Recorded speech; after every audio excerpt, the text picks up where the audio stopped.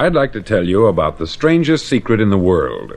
Not long ago, Albert Schweitzer, the great doctor and Nobel Prize winner, was being interviewed in London, and a reporter asked him, "Doctor, what's wrong with men today?" The great doctor was silent a moment, and then he said, "Men simply don't think." And it's about this that I want to talk with you. We live today in a golden age. This is an era that man has looked forward, dreamed of, and worked toward for thousands of years. But since it's here, we pretty well take it for granted. We in America are particularly fortunate to live in the richest land that ever existed on the face of the earth, a land of abundant opportunity for everyone. But do you know what happens? Let's take 100 men who start even at the age of 25. Do you have any idea what will happen to those men by the time they're 65? These 100 men who all start even at the age of 25 believe they're going to be successful.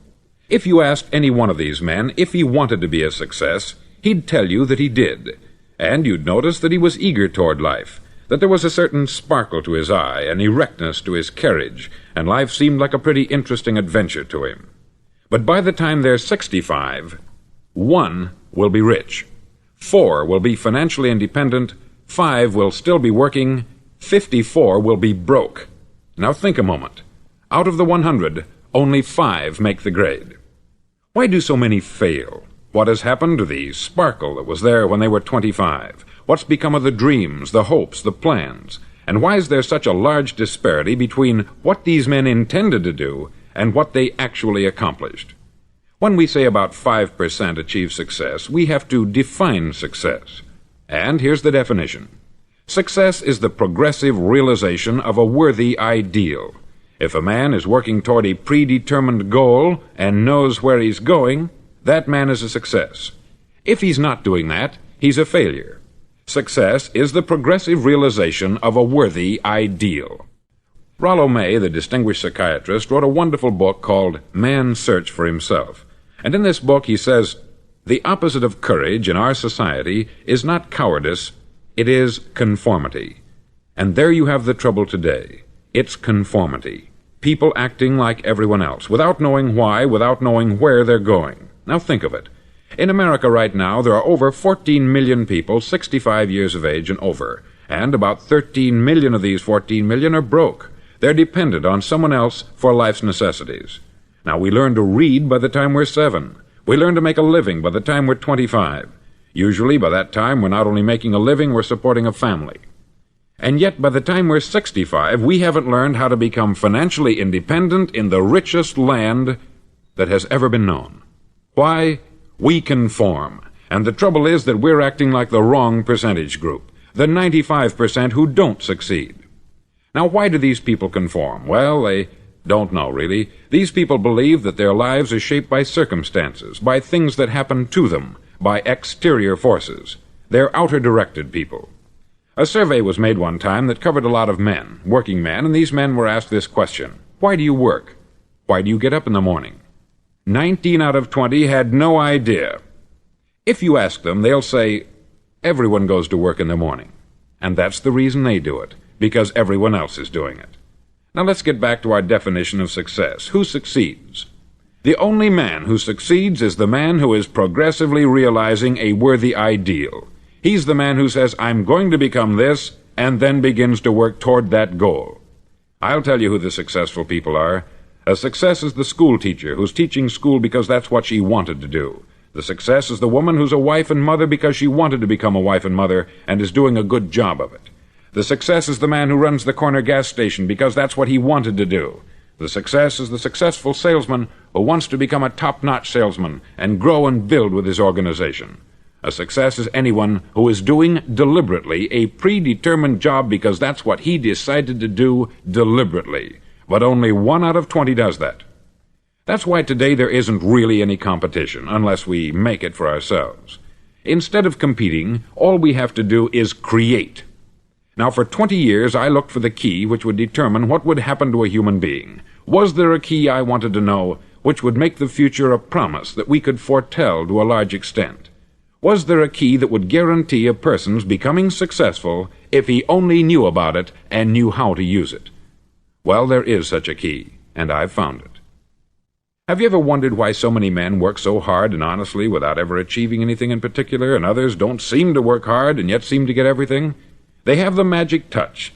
You've heard them say that about someone. Everything he touches turns to gold. And have you ever noticed that a man who becomes successful tends to continue to become successful, and on the other hand, have you noticed how a man who is a failure tends to continue to fail? It's because of goals. Some of us have them, some don't. People with goals succeed because they know where they're going. Now think of a ship leaving a harbor, and think of it with the complete voyage mapped out and planned. The captain and crew know exactly where it's going and how long it will take. It has a definite goal.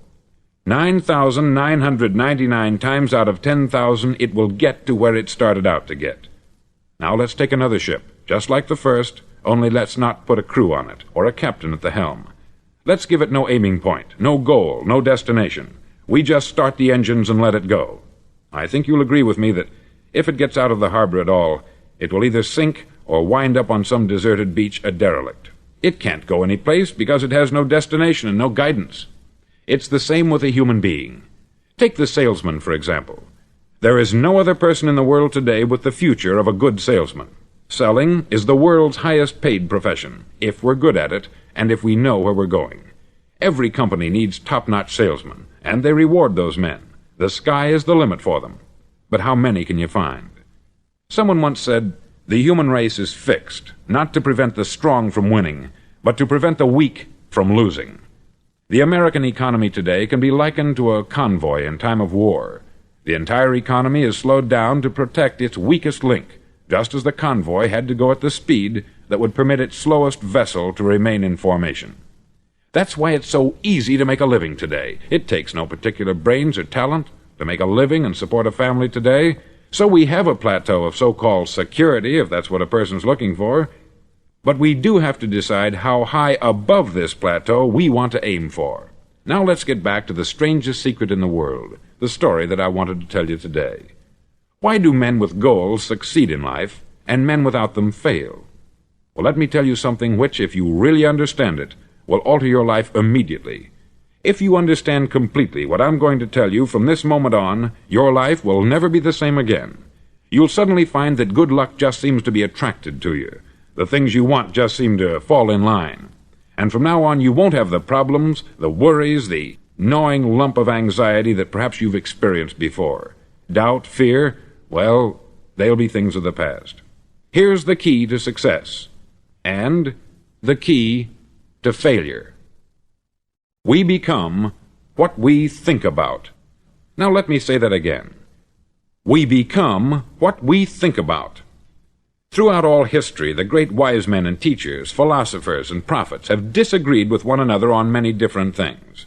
It is only on this one point that they are in complete and unanimous agreement. Listen to what Marcus Aurelius, the great Roman emperor, said. He said, "A man's life is what his thoughts make of it."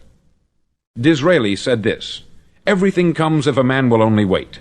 I have brought myself by long meditation to the conviction that a human being with a settled purpose must accomplish it, and that nothing can resist a will that will stake even existence for its fulfillment." Ralph Waldo Emerson said this, "A man is what he thinks about all day long." William James said, "The greatest discovery of my generation is that human beings can alter their lives by altering their attitudes of mind." And he also said, "We need only in cold blood act as if the thing in question were real, and it will become infallibly real by growing into such a connection with our life that it will become real. It will become so knit with habit and emotion that our interest in it will be those which characterize belief." He also said this, "If you only care enough for a result, you will almost certainly attain it. If you wish to be rich, you will be rich. If you wish to be learned, you will be learned. If you wish to be good, you will be good. Only you must then really wish these things, and wish them exclusively, and not wish at the same time 100 other incompatible things just as strongly." In the Bible you read, in Mark 9:23, "If thou canst believe, all things are possible to him that believeth." Dr. Norman Vincent Peale said this, "This is one of the greatest laws in the universe. Fervently do I wish I had discovered it as a very young man. It dawned upon me much later in life, and I've found it to be one of the greatest, if not my greatest discovery, outside of my relationship to God. And the great law, briefly and simply stated, is that if you think in negative terms, you'll get negative results. If you think in positive terms, you will achieve positive results. That is the simple fact which is at the basis of an astonishing law of prosperity and success. In 3 words, believe and succeed. William Shakespeare put it this way: "Our doubts are traitors, and make us lose the good we oft might win, by fearing to attempt." George Bernard Shaw said, "People are always blaming their circumstances for what they are. I don't believe in circumstances. The people who get on in this world are the people who get up and look for the circumstances they want, and if they can't find them, make them." Well, it's pretty apparent, isn't it? And every person who discovered this, for a while believed that he was the first one to work it out. We become what we think about. Now, it stands to reason that a person who's thinking about a concrete and worthwhile goal is going to reach it, because that's what he's thinking about. And we become what we think about. Conversely, the man who has no goal, who doesn't know where he's going, and whose thoughts must therefore be thoughts of confusion and anxiety and fear and worry, becomes what he thinks about. His life becomes one of frustration, fear, anxiety, and worry. And if he thinks about nothing, he becomes nothing. Now, how does it work? Why do we become what we think about? Well, I'll tell you how it works as far as we know. Now, to do this, I want to tell you about a situation that parallels the human mind. Suppose a farmer has some land, and it's good, fertile land. Now, the land gives the farmer a choice. He may plant in that land whatever he chooses. The land doesn't care. It's up to the farmer to make the decision. Now, remember, we're comparing the human mind with the land, because the mind, like the land, doesn't care what you plant in it. It will return what you plant, but it doesn't care what you plant. Now, let's say that the farmer has 2 seeds in his hand. One is a seed of corn, the other is nightshade, a deadly poison. He digs 2 little holes in the earth, and he plants both seeds, one corn, the other nightshade. He covers up the holes, waters, and takes care of the land, and what will happen? Invariably, the land will return what is planted. As it's written in the Bible, "As ye sow, so shall ye reap." Remember, the land doesn't care. It will return poison in just as wonderful abundance as it will corn. So up come the 2 plants, one corn, one poison. Now, the human mind is far more fertile, far more incredible and mysterious than the land, but it works the same way. It doesn't care what we plant. Success, failure. A concrete, worthwhile goal, or confusion, misunderstanding, fear, anxiety, and so on. But what we plant, it will return to us. You see, the human mind is the last great unexplored continent on the earth. It contains riches beyond our wildest dreams. It will return anything we want to plant. Now, you might say, well, if that's true, why don't people use their minds more? Well, I think they've figured out an answer to that, too. Our mind comes as standard equipment at birth. It's free, and things that are given to us for nothing we place little value on. Things that we pay money for, we value. The paradox is that exactly the reverse is true. Everything that's really worthwhile in life came to us free. Our mind, our soul, our body, our hopes, our dreams, our ambitions, our intelligence, our love of family and children and friends. All these priceless possessions are free, but the things that cost us money are actually very cheap and can be replaced at any time. A good man can be completely wiped out and make another fortune. He can do that several times. Even if our home burns down, we can rebuild it, but the things we got for nothing, we can never replace. The human mind isn't used merely because we take it for granted. Familiarity breeds contempt. It can do any kind of job we assign to it, but generally speaking, we use it for little jobs instead of big important ones. Universities have proved that most of us are operating on about 10% of our abilities. Decide now, what is it you want? Plant your goal in your mind. It's the most important decision you'll ever make in your entire life. Do you want to be an outstanding salesman, a better worker at your particular job? Do you want to go places in your company, in your community? All you've got to do is plant that seed in your mind. Care for it. Work steadily toward your goal, and it will become a reality. It not only will, there's no way that it cannot. You see, that is a law, like the laws of Sir Isaac Newton, the laws of gravity. If you get on top of a building and jump off, you'll always go down. You'll never go up. And it's the same with all the other laws of nature. They always work, they're inflexible. Think about your goal in a relaxed, positive way. Picture yourself in your mind's eye as having already achieved this goal. See yourself doing the things you will be doing when you've reached your goal. Ours has been called the phenobarbital age, the age of ulcers and nervous breakdowns. At a time when medical research has raised us to a new plateau of good health and longevity, far too many of us worry ourselves into an early grave trying to cope with things in our own little personal ways, without learning a few great laws that will take care of everything for us. These things we bring on ourselves through our habitual way of thinking.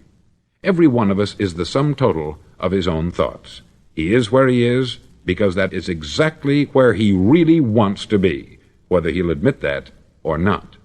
Each of us must live off the fruit of his thoughts in the future, because what you think today and tomorrow, next month and next year, will mold your life and determine your future. You're guided by your mind.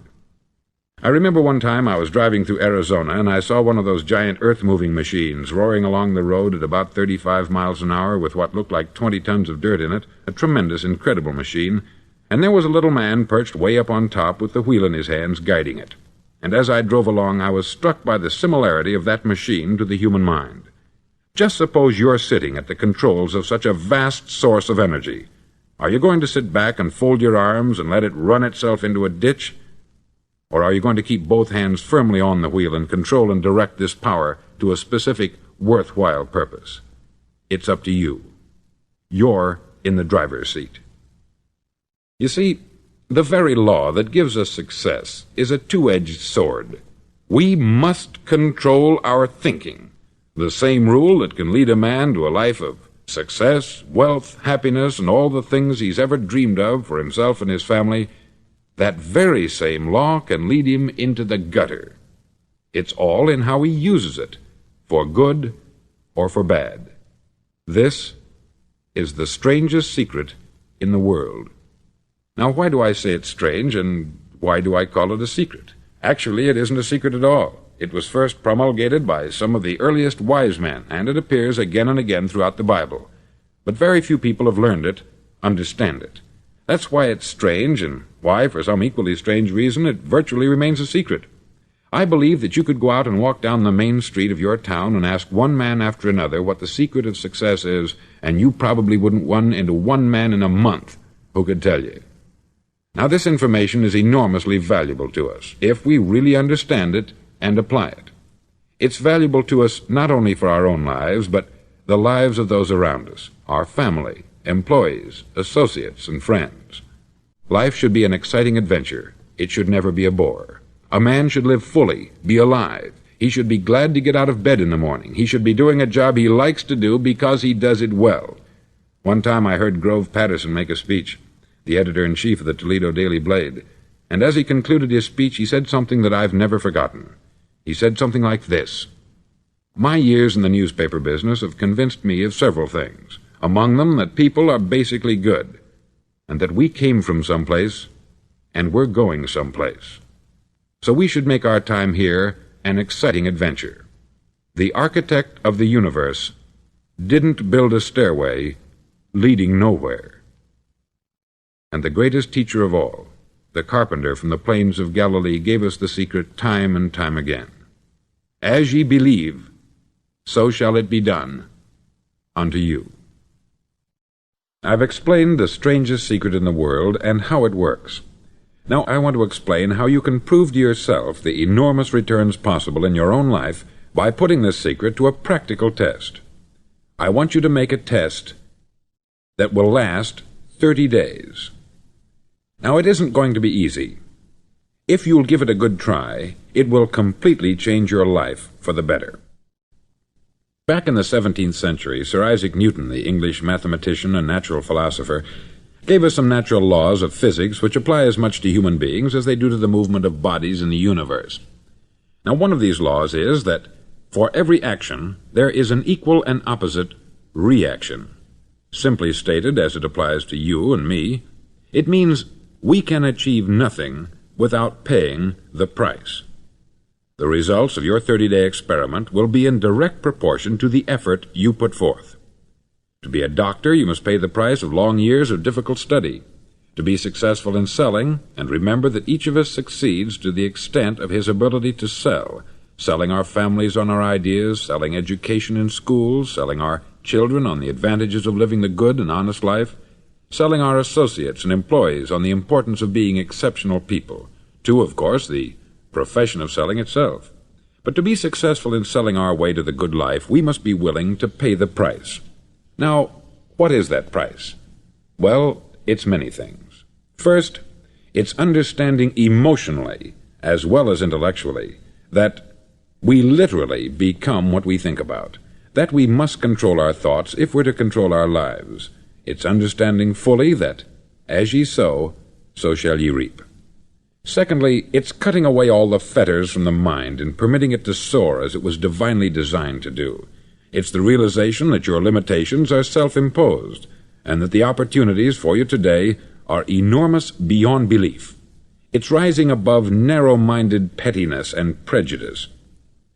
Thirdly, to use all your courage to force yourself to think positively on your own problem, to set a definite and clearly defined goal for yourself, to let your marvelous mind think about your goal from all possible angles, to let your imagination speculate freely upon many different possible solutions, to refuse to believe there are any circumstances sufficiently strong to defeat you in the accomplishment of your purpose, to act promptly and decisively when your course is clear, and to keep constantly aware of the fact that you are, at this moment, standing in the middle of your own acre of diamonds, as Russell Conwell used to point out.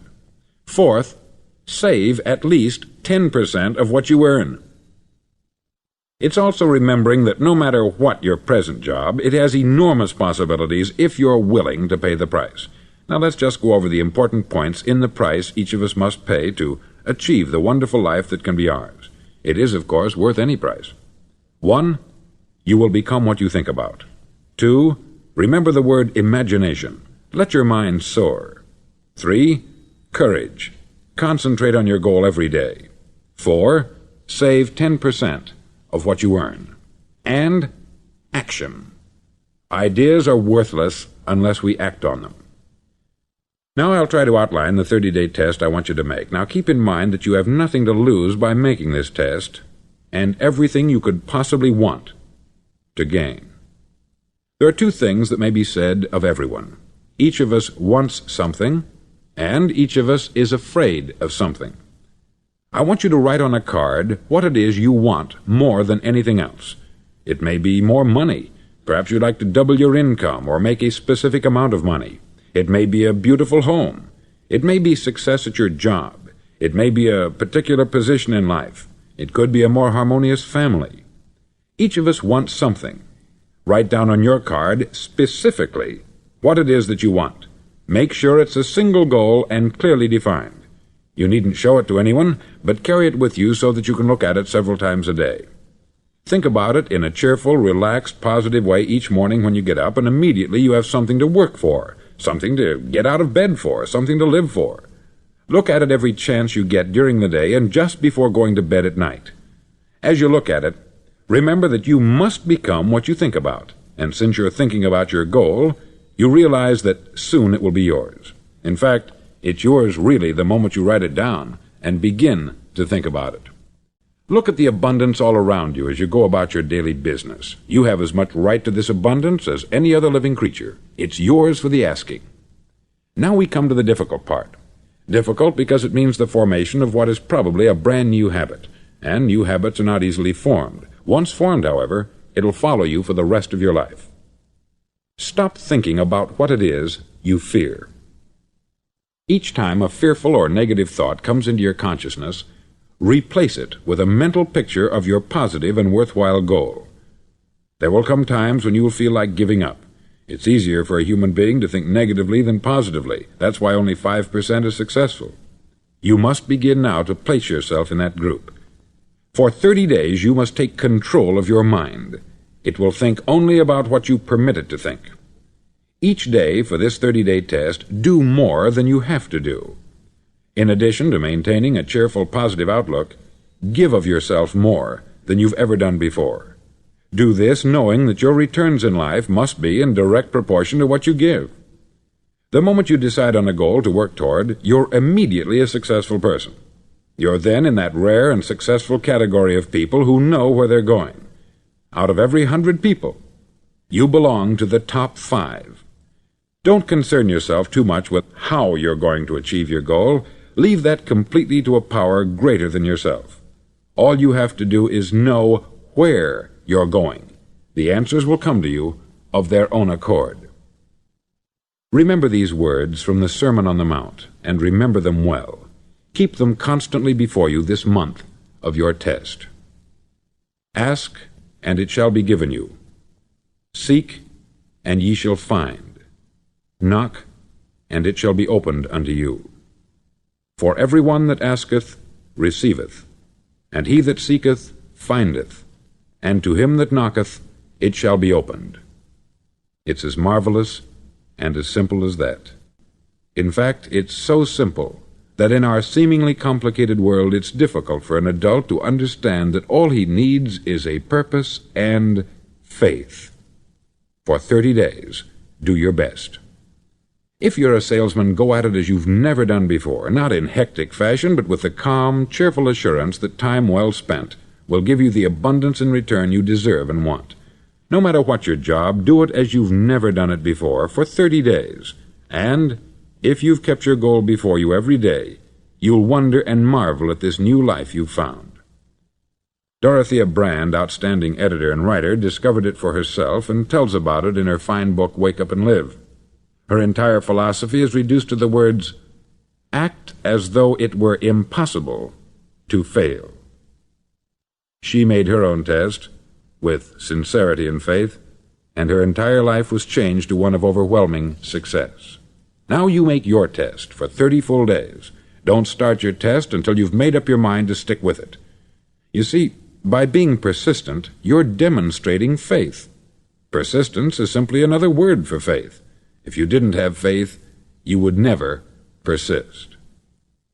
If you should fail during your first 30 days, by that I mean suddenly find yourself overwhelmed by negative thoughts, you've got to start over again from that point and go 30 more days. Gradually your new habit will form until you find yourself one of that wonderful minority to whom virtually nothing is impossible. Don't forget the card. It's vitally important as you begin this new way of living. On one side of the card, write your goal, whatever it may be. On the other side, write the words we've quoted from the Sermon on the Mount. Ask, and it shall be given you. Seek, and ye shall find. Knock, and it shall be opened unto you. Nothing great was ever accomplished without inspiration. See that during these crucial first 30 days, your own inspiration is kept at a peak. Above all, don't worry. Worry brings fear, and fear is crippling. The only thing that can cause you to worry during your test is trying to do it all yourself. Know that all you have to do is hold your goal before you. Everything else will take care of itself. Remember also to keep calm and cheerful. Don't let petty things annoy you and get you off course. Now, since making this test is difficult, some may say, well, why should I bother? Well, look at the alternative. No one wants to be a failure. No one really wants to be a mediocre individual. No one wants a life constantly filled with worry, fear, and frustration. Therefore, remember that you must reap that which you sow. If you sow negative thoughts, your life will be filled with negative things. If you sow positive thoughts, your life will be cheerful, successful, and positive. Now, gradually, you will have a tendency to forget what you've heard on this record. Play it often. Keep reminding yourself of what you must do to form this new habit. Gather your whole family about and listen to what's been said here at regular intervals. You know, most men will tell you that they want to make money without understanding the law. The only people who make money work in the mint. The rest of us must earn money. This is what causes those who keep looking for something for nothing or a free ride to fail in life. The only way to earn money is by providing people with services or products which are needed and useful. We exchange our product or service for the other man's money. Therefore, the law is that our financial return will be in direct proportion to our service. Success is not the result of making money. Making money is the result of success, and success is in direct proportion to our service. Most people have this law backwards. They believe that you're successful if you earn a lot of money. The truth is that you can only earn money after you're successful. It's like the story of the man who sat in front of the stove and said to it, "Give me heat, and then I'll add the wood." How many men and women do you know, or do you suppose there are today, who take the same attitude toward life? There are millions. We've got to put the fuel in before we can expect heat. Likewise, we've got to be of service first before we can expect money. Don't concern yourself with the money. Be of service. Build, work, dream, create. Do this, and you'll find there's no limit to the prosperity and abundance that will come to you. Prosperity is founded upon a law of mutual exchange. Any person who contributes to prosperity must prosper in turn himself.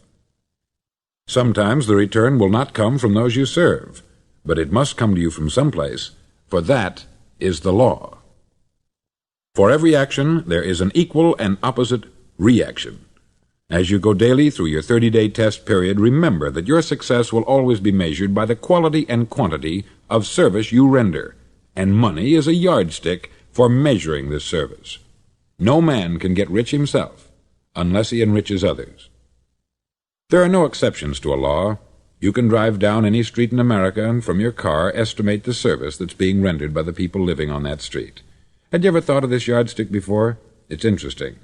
Some, like ministers and priests and other devoted people, measure their returns in the realm of the spiritual, but again, their returns are equal to their service.